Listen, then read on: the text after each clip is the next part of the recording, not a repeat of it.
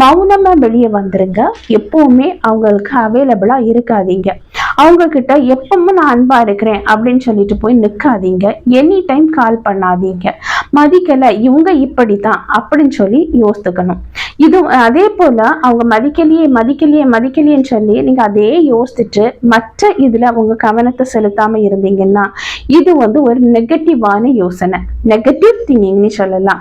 யார் உங்களை மதிக்கலையோ அவங்க முன்னா நான் வாழ்ந்து காணிப்பேன் அப்படின்னு நீங்க உங்களுக்குள்ளே ஒரு எண்ணங்களை கொண்டு வரணும். இது பாசிட்டிவான திங்கிங். இது உங்க கையில தான் இருக்கு. நெகட்டிவ் வேணுமா, பாசிட்டிவ் வேணுமா? உங்க வாழ்க்கையில ரொம்ப நீங்க நல்லா இருக்கணும்னா அந்த பாசிட்டிவ் உங்களுக்கு ரொம்ப நல்லது. யார் உங்ககிட்ட மதிக்கலையோ அவங்களே திரும்ப வரணும்னா, இப்போ மதிக்கிறதுக்கு காரணம் என்ன அப்படின்னு சொல்லி பார்ப்போமா? அது என்னன்னா, முதல்ல இந்த உலகத்துல மனித அன்புக்கு இருக்கிற முக்கியத்துவம் கம்மி ஆயிட்டே தான் இருக்கு அப்படின்னே சொல்லுவேன். எதுக்கு முக்கியத்துவம் பெருகிட்டு இருக்கு?